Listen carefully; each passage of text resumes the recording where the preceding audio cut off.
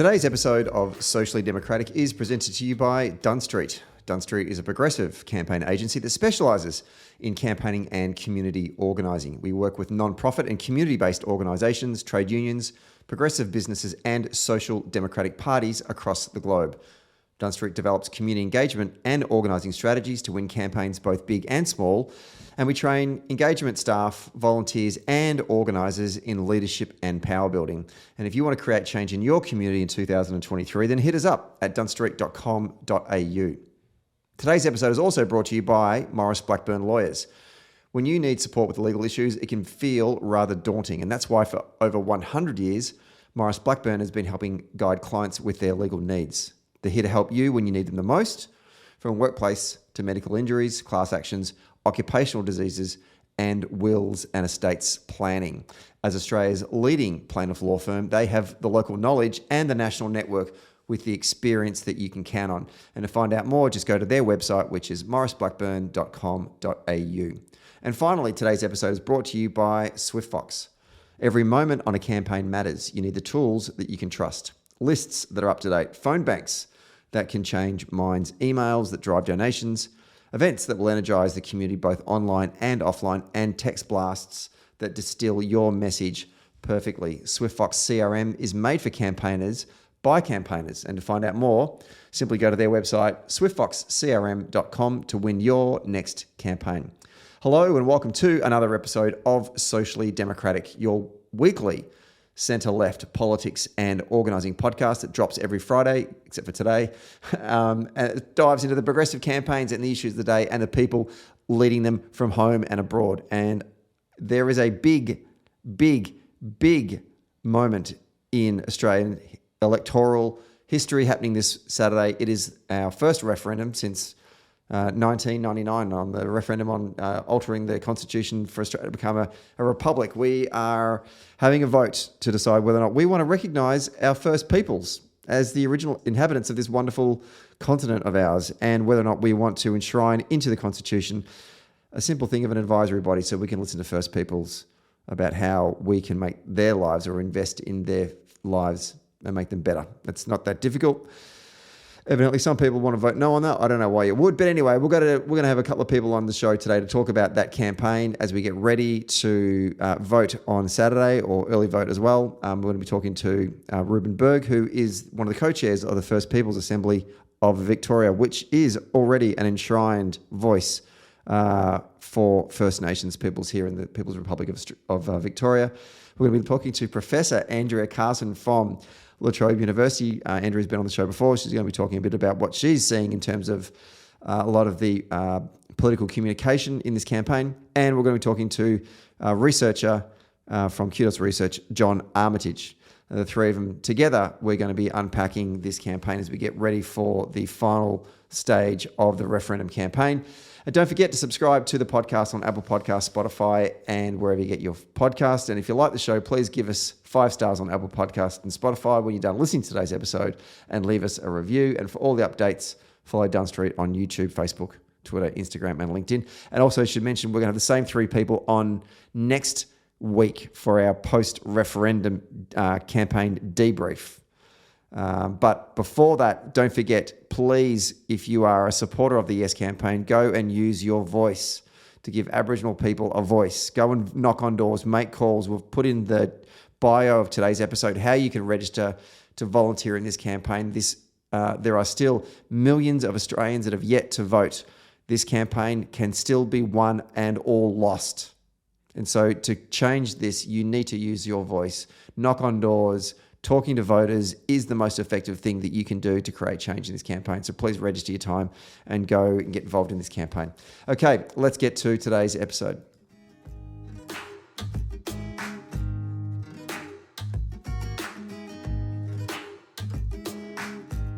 We are taping this one on a Tuesday lunchtime on the lands of the Wurundjeri people. And today's episode is going to be primarily focusing on the Voice referendum, which is literally 4 days and 6 hours and 27 minutes away based on my countdown. Obviously, by the time you listen to this, it'll be less than that. And to do a preview of this historic and incredibly important referendum, I'm joined by three guests today to help us prepare for the vote on Saturday, but also they're going to be joining us again next week to do a debrief of the whole campaign.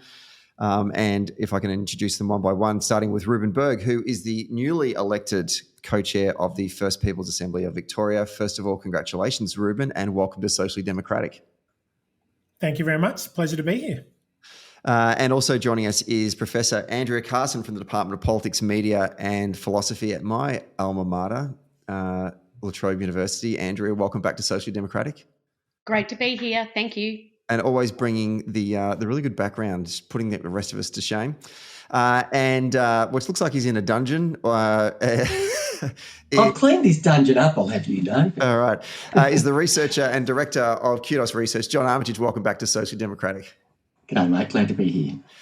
Okay, we've got a lot to get through, and I'm going to go to you. I want to talk about campaign messaging. I want to talk about ad spend. I want to talk about polls. I want to talk about early voting. I want to talk about what's happening on the ground. A lot to get through, and there's a lot of skill sets that are in this room right now. And I want to start with you, Rueben, and talk about campaign messaging. With, as I said before, 4 days to go.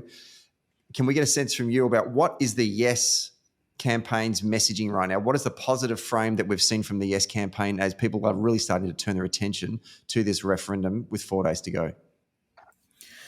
Yeah, so the key messaging that I've been seeing and the key messaging I've been putting out there as well is that this is actually a really straightforward and simple referendum, that it's about recognition, that it's about listening, and that it's about better outcomes. And I've really seen an uptake now in the increased number of Aboriginal voices being used to kind of spread these messages as well, because I think there's been a strong push to make sure that there is this sense that the vast majority of Aboriginal people do actually support this. And so that's some of the really strong key messaging I'm seeing coming at this last stage, that it's just about recognition and listening, and it will get better outcomes. Rueben, do you think that that's an adjustment in the campaign strategy from the Yes campaign, or is it something that was intentional, that we're starting to hear from more Aboriginal voices in this late stage of the campaign? It's something that when Andrea and John and I did an episode a couple of months ago, we were questioning the main message carriers that were coming from the broader Yes campaign were white politicians, lawyers, and less black voices. But now, to your point, we are starting to see that flood the airwaves and all the different sort of ways in which we can treat the voting population. Is that an adjustment that's happened, or do you think that it's just something that was always intentional in terms of their campaign strategy? Yeah, I can't say what the internal decision-making was, but it's clearly been an adjustment. And we have also seen in this last little while, there's been some of the kind of the representation of Aboriginality, and I think it's a bit unfortunate from my perspective, a bit of the deficit focus of saying this is the difficulty of our lives as Aboriginal people and why this voice is so important. And I guess it's understandable they've kind of dipped into that well a little bit. But I think prior to this, it was more positive and it was more strength-based. But there has also been a little bit more focus on some of the deficit model as well. The voice will address those things, but I'm always mindful of not solely promoting our community from a deficit lens. That's an interesting point you just made there, Rueben. Why? What's the thinking behind that, do you think, that moving into that? I guess you'd say that's a negative frame from the Yes campaign. Is it saying these are the challenges that Aboriginal people are facing in this country and this is why we need this vote? I mean, talk us through about that, about why there was a reluctance to do that and why they're doing that now. Yeah, I think there's always a reluctance from an Aboriginal perspective because we don't want to define ourselves solely by deficit. And that's the risk you take when you do come at it from that deficit approach. But in a lot of ways, it demonstrates why this voice is so important, why we actually need to go this step of having a voice in the Constitution. So it is a balance there, I think, between those two desires of not solely basing us on that deficit model, but knowing that is one of the stronger ways to connect to people is saying this is the trauma of our people and why we need a voice. So I can understand why it's gone that way. But just this morning on the drive in, I saw a giant big billboard of saying, the life expectancy is so much lower for myself with an Aboriginal face up there. That's the messaging I'm seeing strongly out there right now. John, to you, sticking with that point that Rueben just raised, what's your reflections on that? Looking at, I guess, in the context of the length of the campaign dating back to sort of when it first kind of began to be discussed over the sort of the Christmas break to now. We talked about this in the last episode, right? We were saying, have the Yes campaign made an argument that is strong enough to say these are the reasons why we need to have an advisory body? And now we're starting to see it. Is it too late? Should they have done that earlier? What are your thoughts on that? I literally only say this in hindsight because it's actually a difficult thing to conceive of when, around Christmas you're polling and you're ahead, right? So when you're ahead, what you look at is why are the reasons that you're ahead, and you'd want to double down on them. Right? So there's not a change campaign at that point, right? But so literally only in the last, few weeks, it sort of occurred to me that I'm not saying the public are dumb or stupid, but they've got stuff to do. And so other things on their minds. You need to as a general rule, a change campaign is highlighting a problem and offering a solution. It's really important that those two match. Sometimes they match so closely you don't need to mention one of them. For example, we'll put 2 new lanes on the Western Freeway. Well, everyone would know, but even if you didn't live in that city or whatever, you'd know that the Western Freeway is presumably congested, and therefore the problem is congestion, the solution is that. I think that the trick we've got with and I totally sympathise with this deficit thing, is if we say that the problem the voice is going to solve is Aboriginal disadvantage, well, firstly, it's deficit framing, as you'd say, Rueben, which we're always conflicted about using. And secondly, you've got a few steps. You've got to go from Aboriginal people face disadvantage, so by listening to those people, we will get better advice. The government will take that advice. The government will use that advice to formulate better policies. Those better policies will deliver better outcomes. And that is extremely simple and logical, but it's got a lot of steps about it, right? So you've got to get someone to listen for a minute to follow the flow. So to get back to my original point, if I could start from day one, I probably would have tried to define the problem very narrowly as Aboriginal and Torres Strait Islander people have not been heard. So let's give them a voice. So then you're much more narrowly in a space where, not heard? What would you do about that? Give somebody a voice. Someone needs a voice. Why would that be? Maybe they're unheard. So you get a closer, just for the grand simplicity of it, really, that's probably what I'd like to do, because the problem you get with deficit framing is if you say that a person has a range of problems, there's a point at which those problems take you to the place where you're unable to solve them for yourself. And the whole project is about self-determination. We know that every time we let Aboriginal people solve their problems and take up their opportunities, they do it better than when we impose it. Andrea, to you, can I get a sense from you about what you're seeing in terms of the no campaign and what their frame is?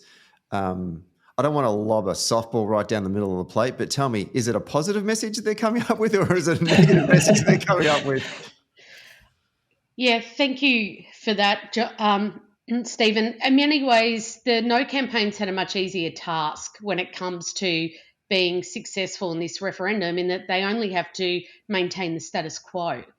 And we see that in the double majority, but also in the messaging. It's much easier to run a negative campaign, which is what they've been doing, than a hopeful one, because it goes to some primordial way that we respond as human beings, that if we're fearful or there's a negative message, we pay attention. There's a survival mechanism there. Hope can work, of course.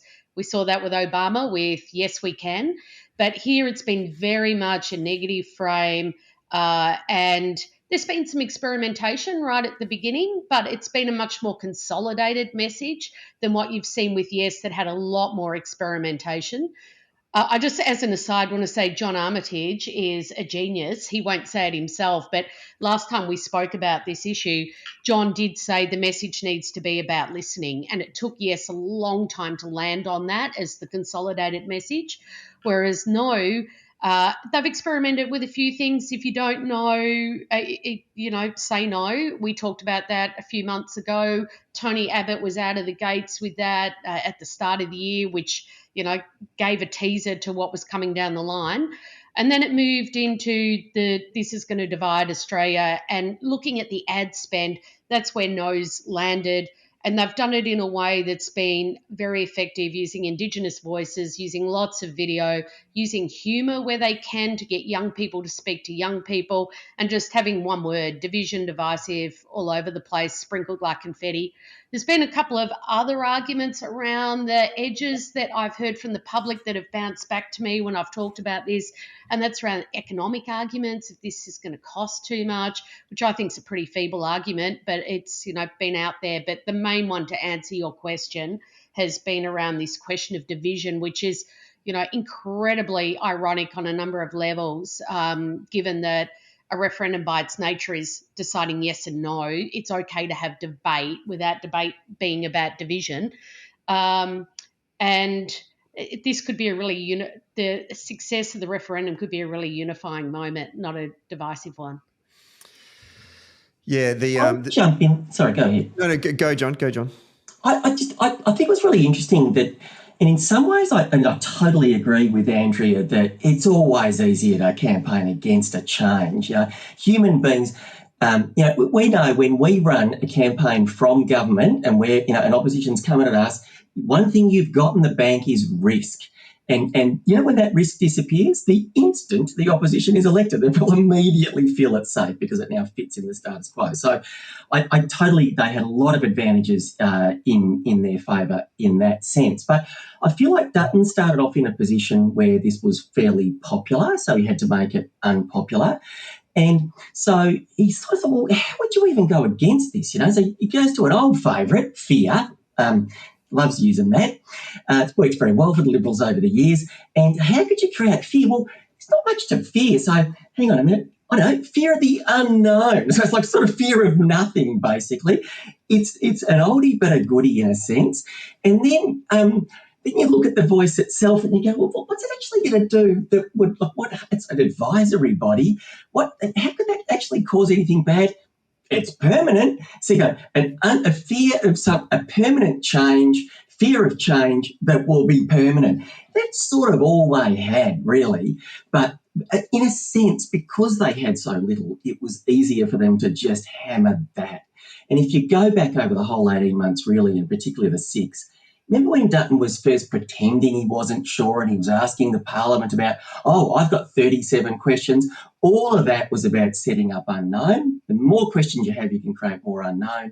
And then he eventually sort of leads that into this sort of permanency. And then you really then laid on your clothes with whatever works. And as Andrea's discovered there, that division thing, which it is infuriating because they have been very deliberately very divisive and yet, pretend that somehow the debate itself caused that. But you can really look back and see a very distinct, simple, but pretty consistently executed plan from the start. And just to add into that division, and I want to bring Rueben back into the conversation here, they've even tried to create division within the Aboriginal community by saying that Aboriginals don't support this. They are speaking on behalf of the Aboriginal community and telling the rest of us that they don't support it, when in actual fact, and Rueben, can you talk to that? Like, this is an absolute mistruth. Yeah, absolutely. I mean, you look at the polling, and it's more than 80% of First People support this voice, but that's the polls, and we'll talk about the polls and how reliable they might be. But from my own personal experience and from the work we do here with the Assembly, it's definitely more than 80% of First Peoples who support it. But just the very idea that it's being raised that we should ask Aboriginal people about what they think of this is hugely ironic to me, because we've got this big decision about this referendum that's going to directly affect Aboriginal people, and people are going around saying, well, shouldn't we ask Aboriginal people what they think? Well, the whole point of having a voice is that we could ask people what they think about big decisions. So it's just so bizarre to me that that's been a way of getting cut through, of saying, but we need to find out what Aboriginal people think, and some of them don't support it. Well, that's why we want a voice, to be able to hear what Aboriginal people think about these things. I'm interested in the misinformation that's happened in this campaign and what level of impact it is having. I have my own thoughts on it, but can I go to you first of all, Andrea? Talk us through what you're seeing in social media with respect to misinformation that's been pushed out by the No campaign. And I've been away for a month. So I've kind of been I've been sent to my room and I haven't been allowed to watch television or anything for, for 30 days. So it's been interesting to then come back home again and start to see what's on my social media channels. And it's interesting. I've also seen that some people who are, perceived as being just observers or bystanders have said, oh, there's been a lot of misdirection and misinformation from both camps. And I'm like, and I have not seen any misinformation coming out of the Yes campaign.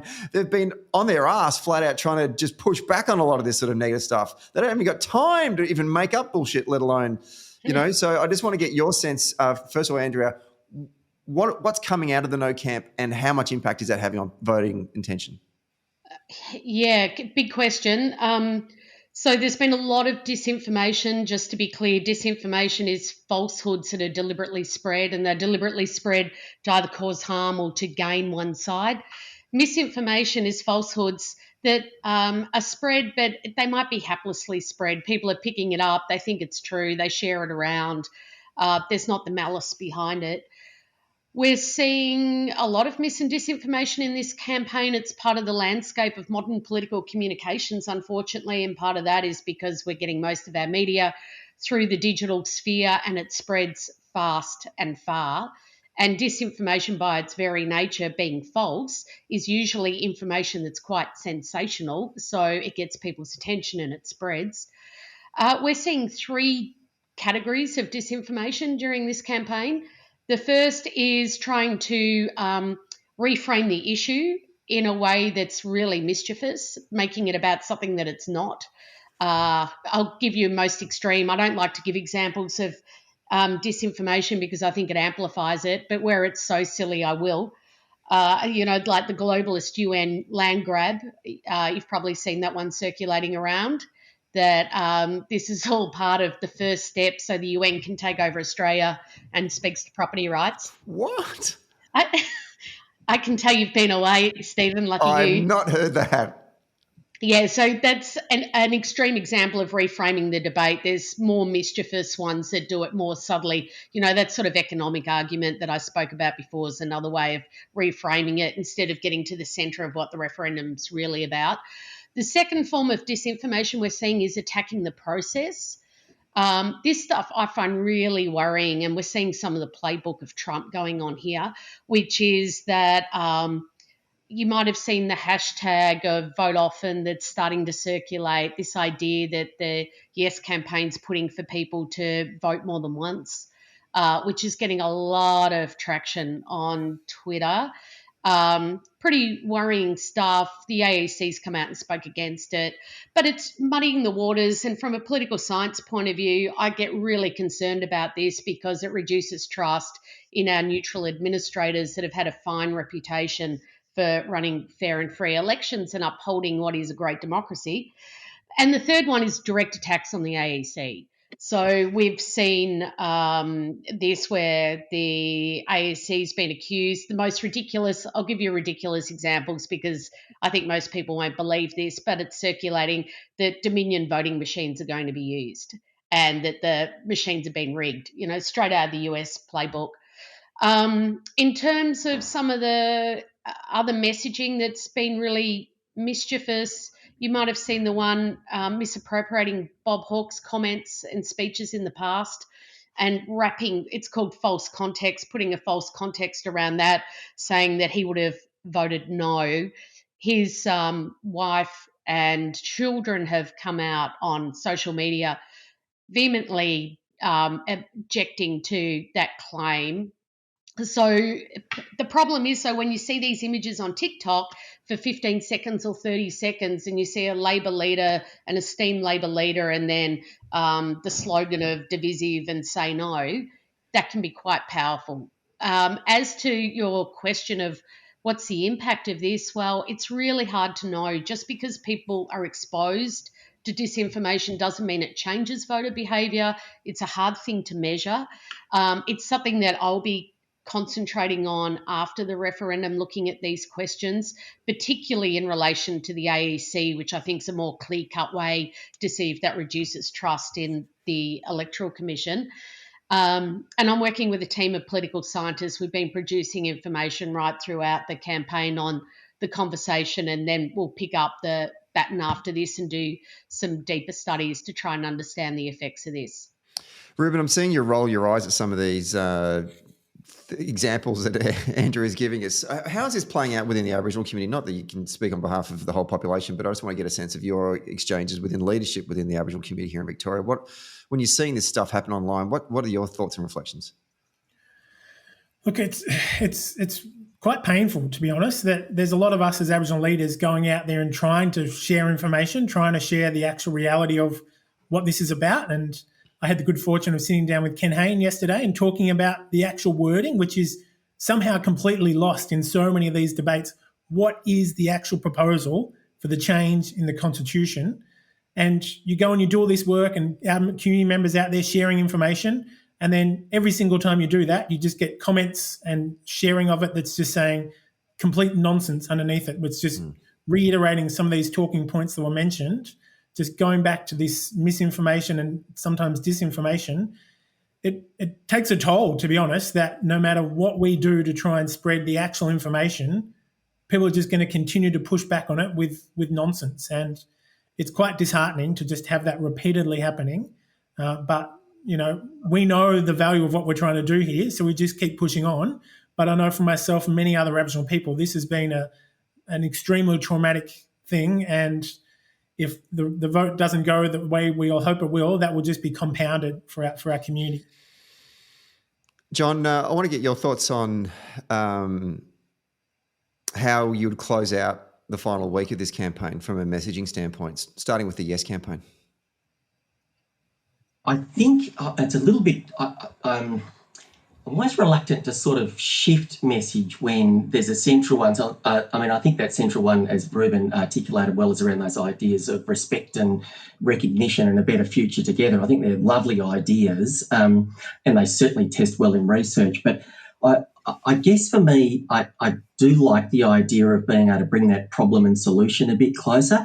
I reckon there's a lot. I reckon this is what gives us hope. I know the polls are pretty crap, and we're being realistic. That's a hard thing to look at the moment. It's tough to get over the line from here. But the thing is, there's a lot of good white people at the moment. What I really mean is good non-Indigenous people who sort of would otherwise want to vote yes. We know they did want to 6 months ago, and it's probably been all of this doubt and misinformation and confusion that's led to this sort of lack of clarity, I think, is in their heads. And it's a pretty simple proposition. It really is, as you said, Rueben, but the confusion has been manufactured. So I think the notion, I'm going to be handing out vote cards first thing in the morning on Saturday.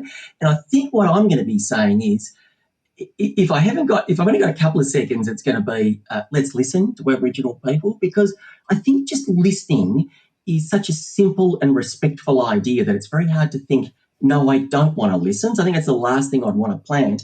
If I felt I had a slightly longer sentence, I might be, we haven't listened to Aboriginal people, so let's give them a voice. Or Aboriginal people haven't been heard, so let's give them a voice. And I think all of that does still encapsulate the notion of listen and recognise and respect. Listening is respectful, I think, I think, it's often a way that you actually would say, I recognise this person, says, please speak now. So I think that's how I'd close it, with that simple idea of listen. That's all you get when someone walks past you on the polling booth. And by the time listeners are listening, they're not going to get much more chance for door knocking and conversations. It's going to be close the deal on the day. I've noticed in social media in the last day or so that people who are online and are supporters of yes, have even started to sort of even shape their own messages to their audiences, like voting no. If you vote no, nothing changes and nothing will get better for Aboriginal people. If you vote yes, then potentially it will. It's almost like they're trying to create hope, but it's like a small glimmer of hope. It's like, I'm not going to try and promise too much to you. I'm just saying that no, nothing changes and it's not a great world. Yes, not promising the world. It's plausible hope. It's hope that, not hope and I hope I win Tats Lotto, but hope that, yes, actually something can change, but I'm not going to overpromise it. Has anyone else sort of noticed that? And I just think it's interesting that I don't know. I just feel like the folks on our side have been beaten down so much that the offering now isn't that, to your point you said before, Andrea, this sort of Obama, yes, we can, like, you know, aim for the stars, hit the moon kind of thing, but just sort of like, just to those who are undecided, just vote yes, and it'll be like a little glimmer of hope kind of thing. I don't know how I feel about that. Andrea, your thoughts on that? Well, it's like the lyrics of Paul Kelly's new song, isn't it? If not now, then when?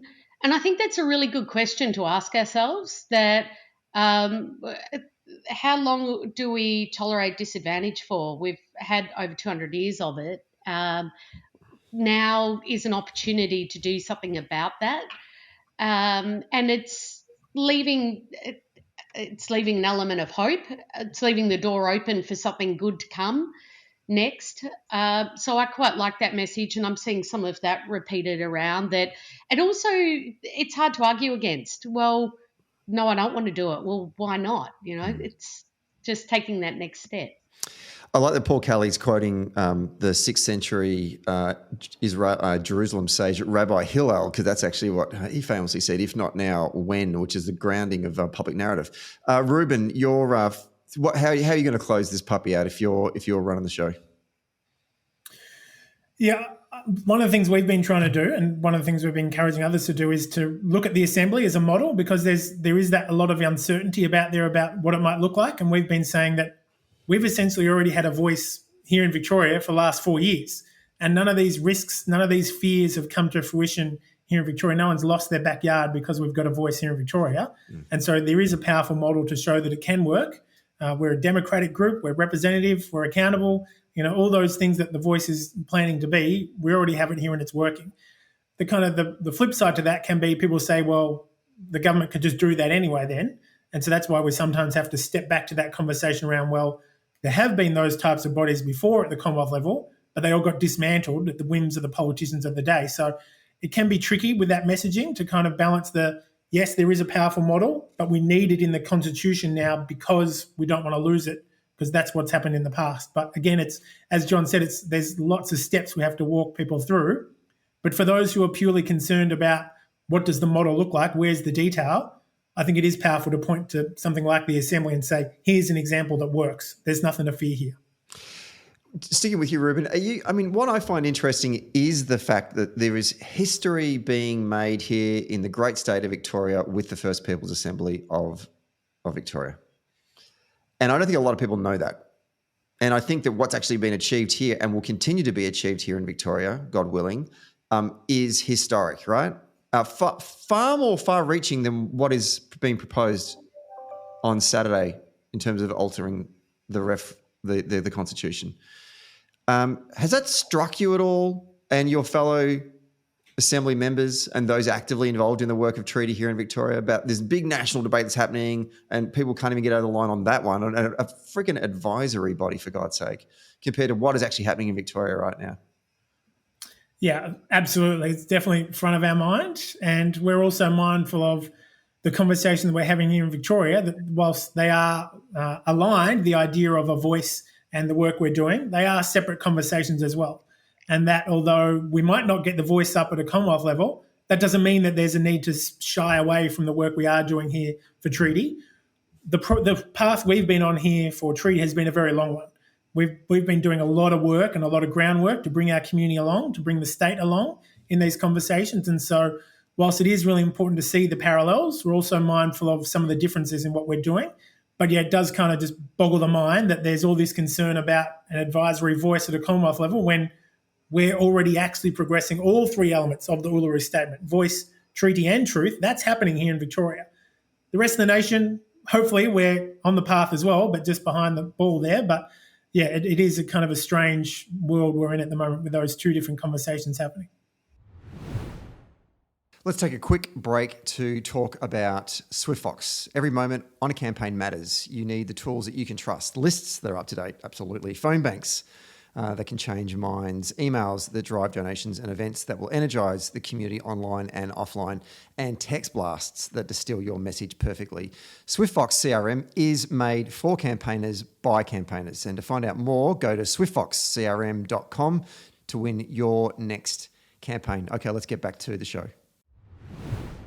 Andrew, if we can just change tack for a moment, I just want to get a sense from you about what your research is seeing in terms of the online element of the campaign and particularly the ad spend. Where are the two campaigns? What are we seeing in terms of the resource allocation to get their key messages out to undecided audiences? Yeah, so the paid advertising spends a good barometer of the really particular messages both sides are trying to put out, because as John and yourself know, that that's where pure messaging occurs. You're not relying on gatekeepers or other people to transmit your messaging. And we in Australia, sadly, don't have enough visibility on this space because of political advertising laws, which don't do real-time disclosures.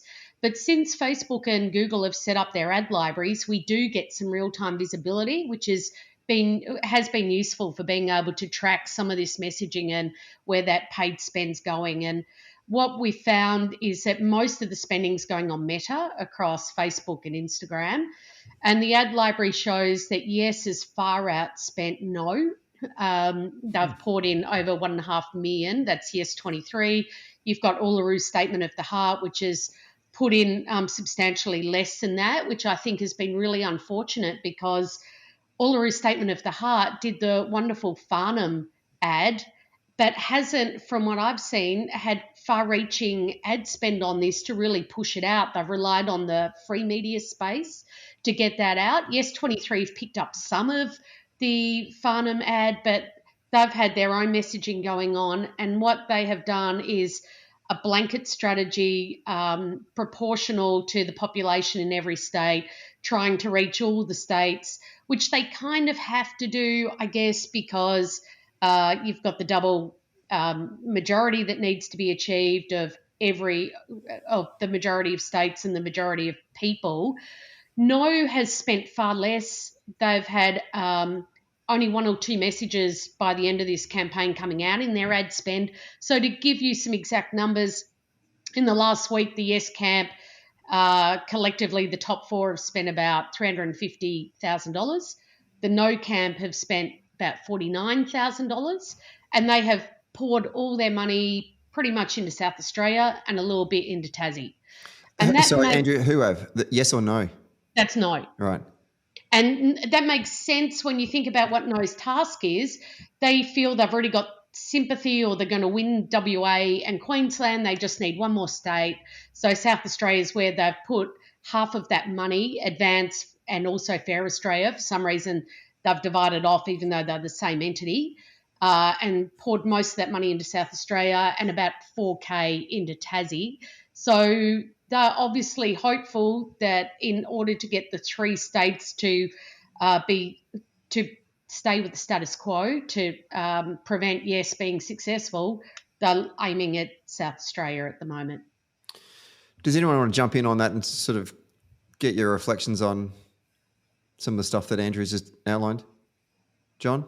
I see Rueben shaking his head. No, I mean, just this is one of the things we talk about, having to get a national majority, but also 4 states. In practice, we've got to get 4 states, because if we're going to get 4, if you only got 4, you wouldn't have WA and Queensland. If you've got a majority in New South Wales and Victoria, then and obviously you have the other 2 smaller ones, you've got a majority overall. So I think that is extremely logical that Tassie and South Australia, Albo's been over in South Australia a bit too. So if it gets down to the wire, that's where it'll be. We probably need to be a bit over 50 overall to pull off the 4, just because of the way that the numbers work. But so the bar's a bit higher. But it's almost like you don't even need to worry about Victoria and New South Wales. If you haven't got them, you haven't got anything really. You haven't got a majority. So I don't know, as a Victorian, I don't feel like I've been in receipt of a lot of campaigning. And I suspect if that's online, it's because they've got me pegged as someone it's not worth trying to persuade. And geographically, I'm not the perfect target either. Maybe it's a good time.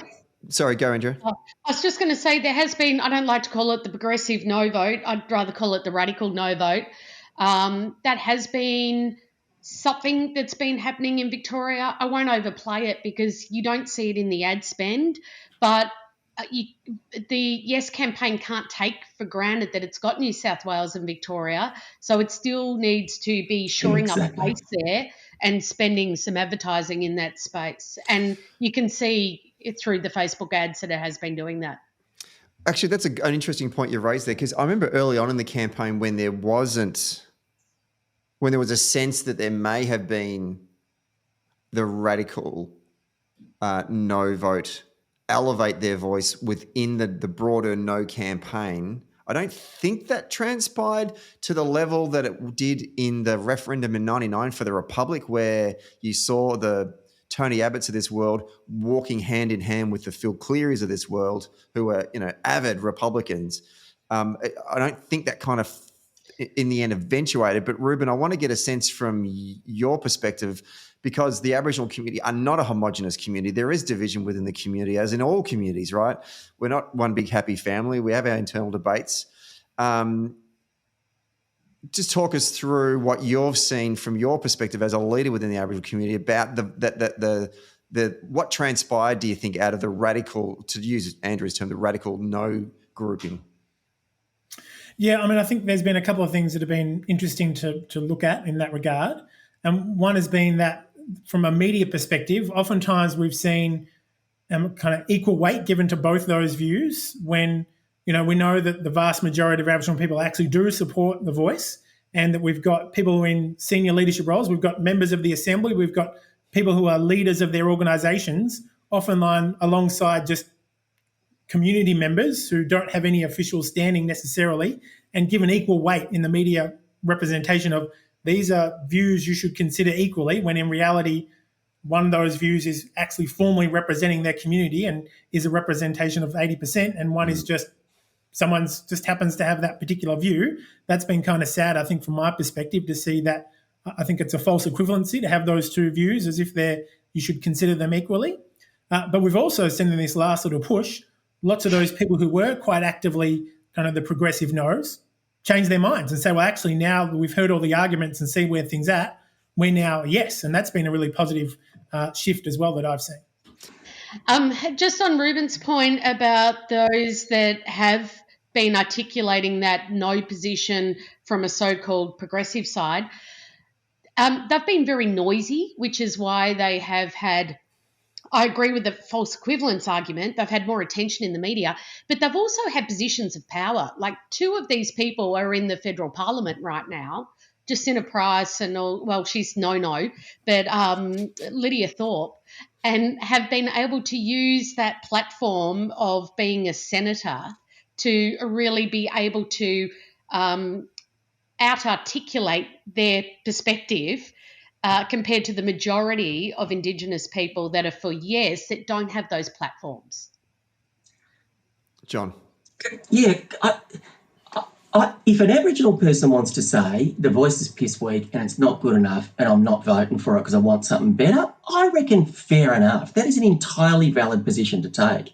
But the notion that a non-Aboriginal person would say that as 20% or less of Aboriginal people don't like it, so I'm going to, be solidarity with them. That would be the equivalent of blokes saying, 20% of women don't think we need to do better at childcare, so I'm going to have solidarity with women who don't want better childcare services. I'm going to be solidarity with women who don't want reproductive rights, when these are clearly in a minority. Like, if you are going to back another group of people, then you back their position. Now, fair enough if it was genuinely split, Rueben, right? But it's not. It's like it's 80-20, and it's probably better than 80-20, right? Because, polling is not great at reaching all Aboriginal communities. So I just think that the notion that a whole lot of white people would say that I'm going to loyally back this radical no position because some Aboriginal people want it, that just makes no sense. It is for Aboriginal people to have a range of views, to pick their position, and for the rest of us to say, right, we're getting behind your position. You can't say you support Aboriginal people because I'm backing 20% or less. I feel like Andrea's got a former media hat on there, particularly when she was making reference to Senator Lydia Thorpe in particular, because she is such a high-profile person. I actually have been surprised. I thought that Senator Thorpe would have had played a greater role in the debate, the national debate, over the course of this campaign. And I feel like she actually may have just taken a bit of a back seat for some particular reason. I don't think she's... but anyway, can we talk about polling? Because we all love to talk about polling. For those of you that aren't across, I'll just give you some of the polls in this month of October that have come out, that have been published. News Poll have pegged the yes vote nationally at 37%, Resolve at 44%, and Essential at 46%. John, to you first of all, News Poll at 37, that's the lowest, and Essential at 46. That's almost a 10-point spread. I feel like that's quite wide compared to what we would normally see in a political electoral poll this close to voting. Yeah, there is often been a little bit of that spread. Andrea probably knows better than I would, but I often feel like Essential's been a little bit left of News Poll, and I don't know that necessarily means that one has been more accurate than the other, because, it's a snapshot in time, and someone's snapshot in time on Monday might have been correct, but by Saturday a lot of people have changed their minds, so we don't know. But what's happened to all of the polls, the best you can do when you're doing polls and you're trying to figure out how your social and demographic imperfections, you try and sort of work them out, and you use history to do it. And the history that you use to do it is party vote. So that the best you can do to say we're undersampling or oversampling and it's having this or that left or right thing is about party vote. And it may well be something like that.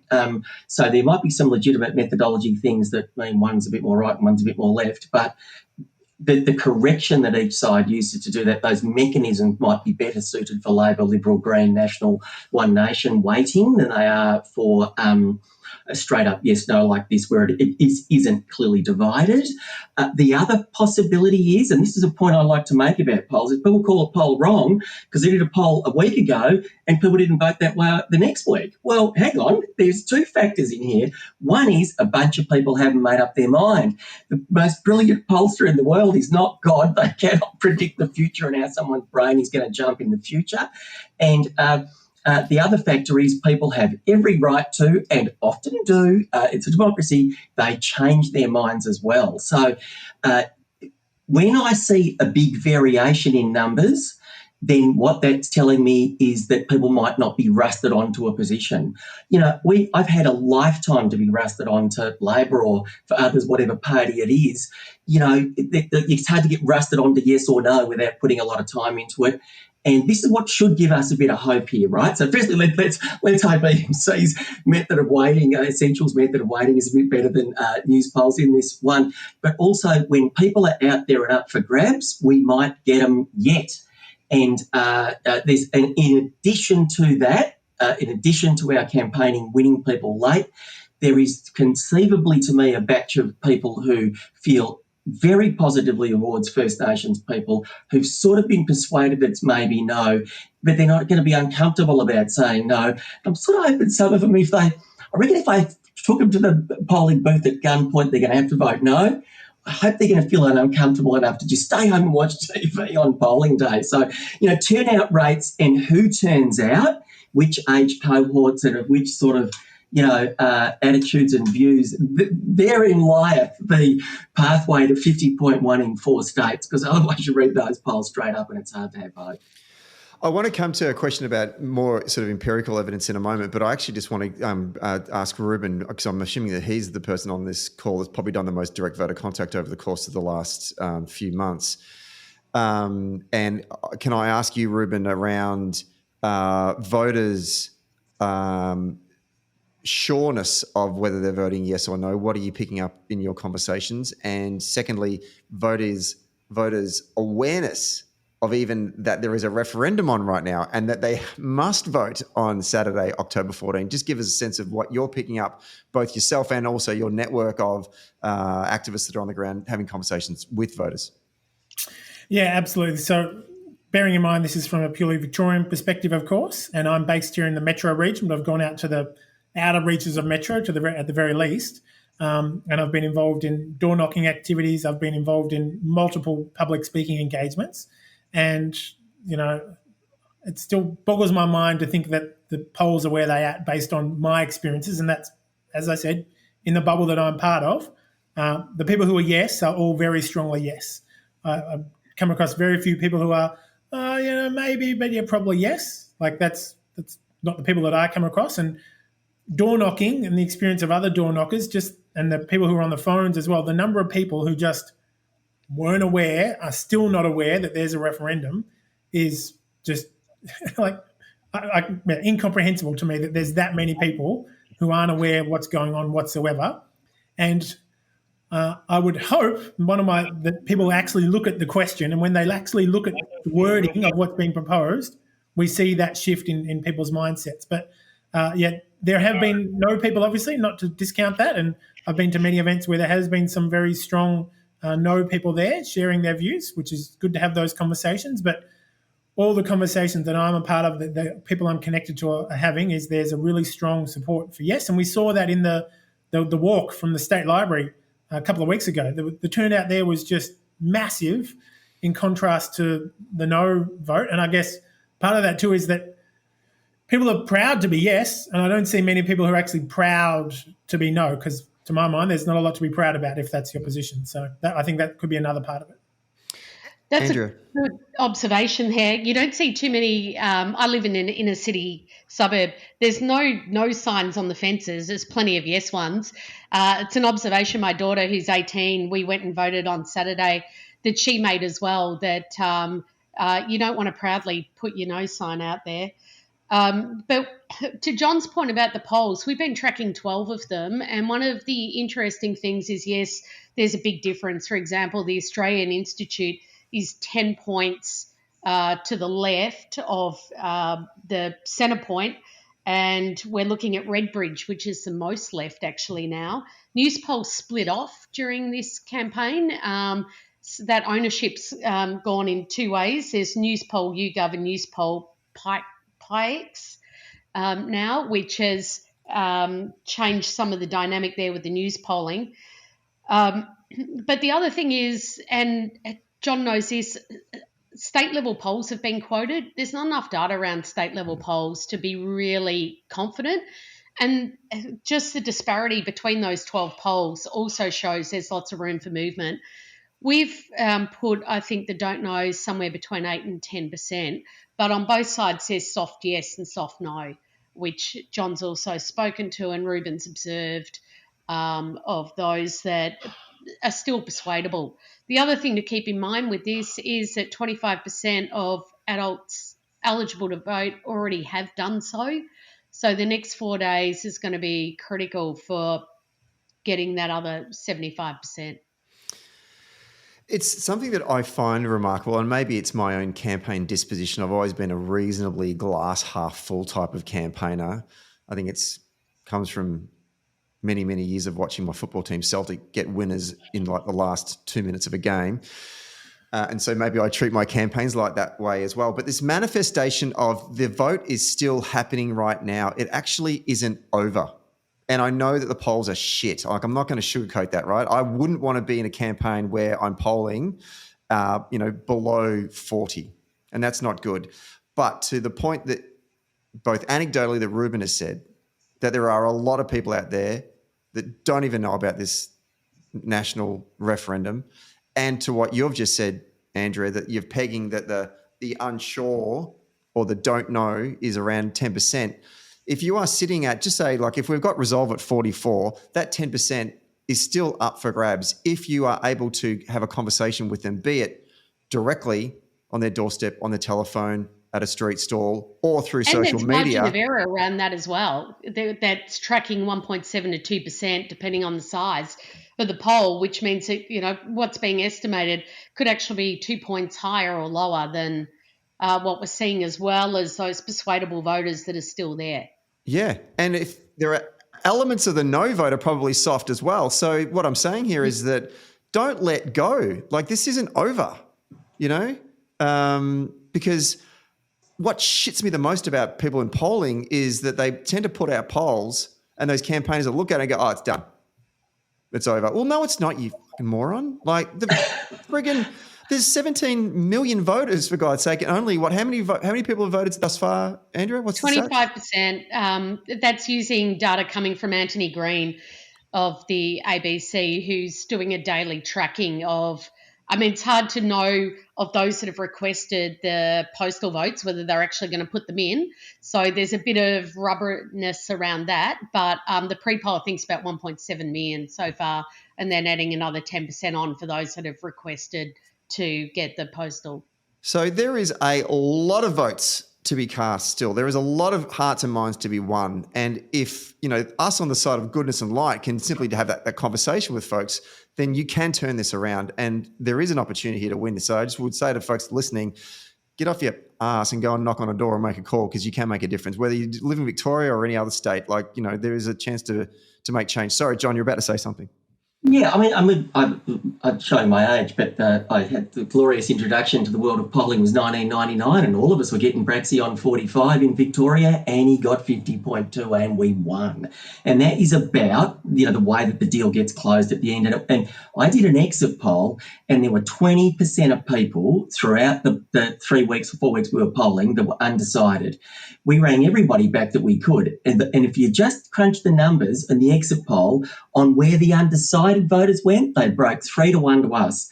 Now, if you just do the math on that, that's exactly how you get from 45 to 50. And I'd add one more thing about this, about working hard on these things, right?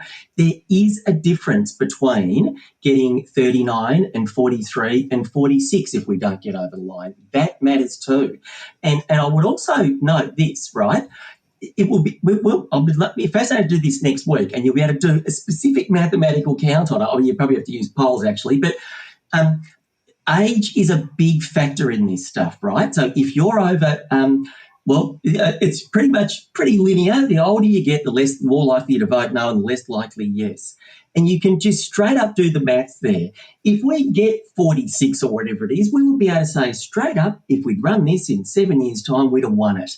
Mm-hmm. And I'd like to say that to you, Rueben, and to other First Nations people, that if we don't get there now, the poll, it will be demonstrated by the age cohort variances that we just came at this a bit early, and maybe we missed a few opportunities here or there. But Australia is heading inexorably in the direction of healing the past and a better future with Aboriginal people. So it really does matter to me.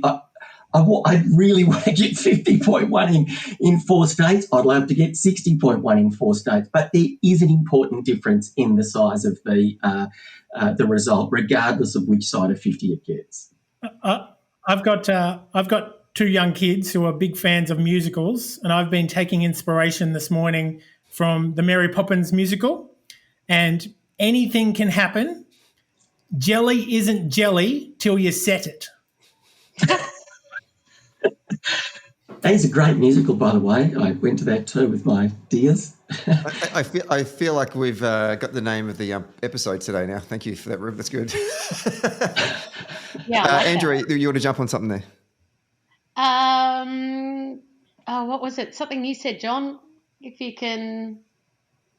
Don't know, I lost it. It was only the only 2 points I made was about, we've come from behind before, and the size of the win or loss counts as well as the young people. That's what I wanted to say. So the No campaign knows that their weakness is younger voters.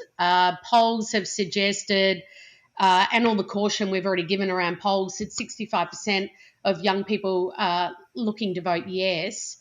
And one of the things that we've been tracking is just the concentration right at the beginning of this campaign of how much effort No put into TikTok, which is where young people are. 70% of TikTok's audience is aged 18 to 24, and TikTok has got 8.3 million Australian users. So if you want to reach young people and try and take a sizable chunk of that yes vote, that's where you try and do it. And we can see that not only have they been explosive on TikTok in terms of the volume of TikToks that have been put out, some of them have had shares of well over 1 million, and using young people to talk to young people and so forth.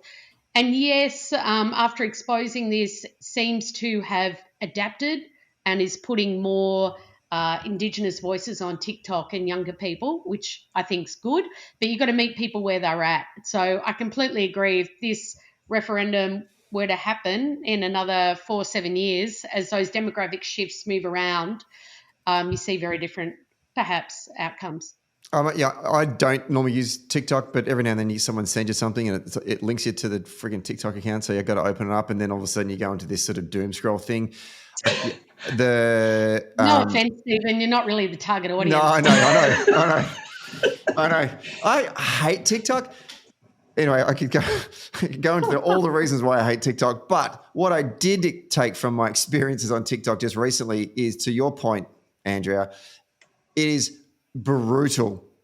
The amount of no negative content that is just coming through, and I'm deliberately flicking past it so it doesn't, dictate, the algorithm doesn't say, oh, you're interested in that. I can't get away from it. It just keeps coming back. It's constant, and it's every third ad. And it's free is the other thing. It's free content for them, which is why we're not seeing so much of that ad spend from on the meta platforms, because they're getting it through their user base on TikTok and that very virulent algorithm that you've just mentioned. I also wonder, like in the last sort of 2 or 3 days, because of events overseas, in particular with the invasion into Israel, 4-1 on most of my social media channels that I use is Israel content over Voice. Voice is losing out to international news. I did a little study on this yesterday, Stephen. Voice content in terms of all Australian content at the moment is up around 7%, which is pretty high, really. When we first started tracking it, it was 2-3%, then 4%, 5%. One day of the Israel conflict was 3.7%. I'm sure if I ran the test again now, it would be much higher.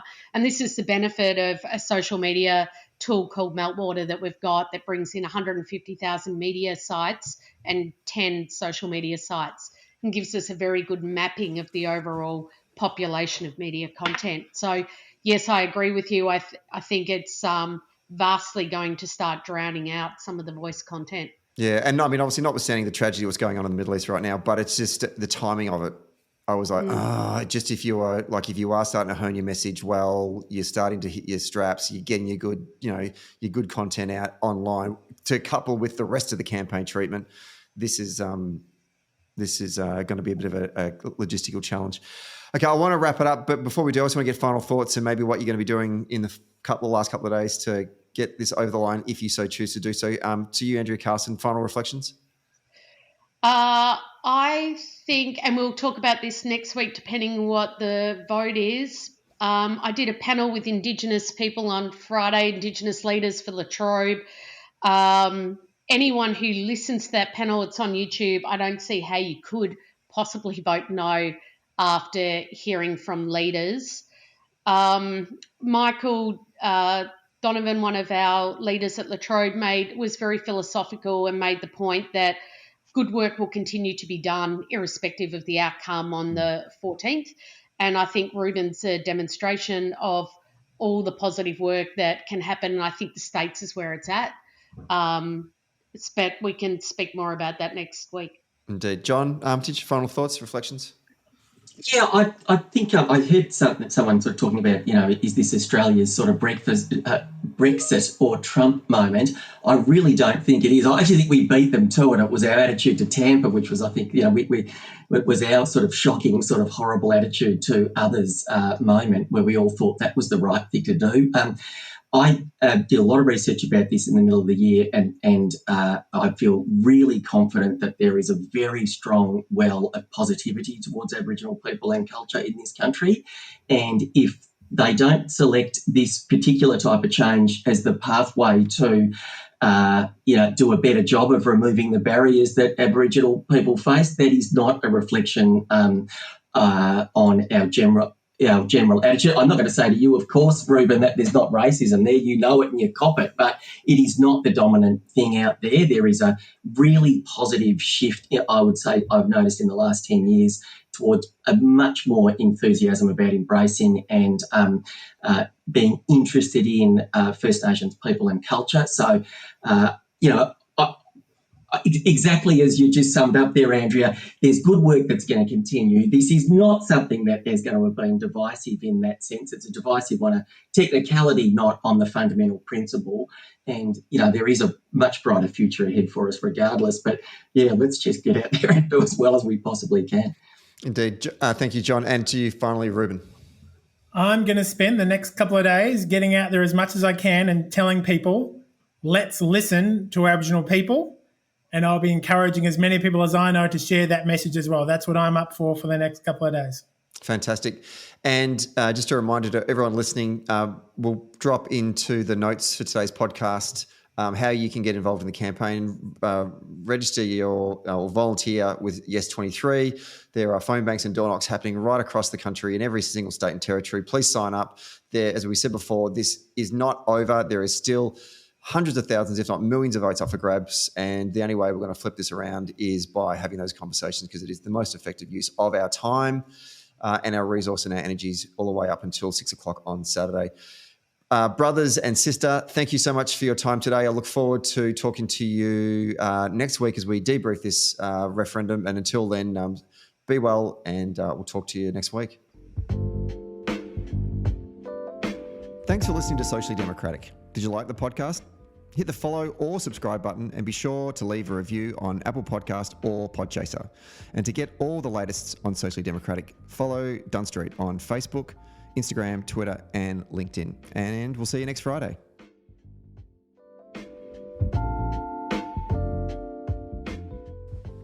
Socially Democratic was brought to you by Maurice Blackburn Lawyers. Maurice Blackburn Lawyers have spent more than a century paving the hard path to justice for everyday Australians. They've helped over 500,000 Australians turn their situation around, and they know how the system works. Their experience and skills means you'll get the best results possible. Find out more on their website, mauriceblackburn.com.au. Maurice Blackburn, experience you can count on. Socially Democratic was brought to you by SwiftFox. Every moment on a campaign matters. You need the tools that you can trust, lists that are up to date, phone banks that can change minds, emails that drive donations, events that will energise the community online and offline, and text blasts that distill your message perfectly. SwiftFox CRM is made for campaigners by campaigners. To find out more, go to swiftfoxcrm.com to win your next campaign.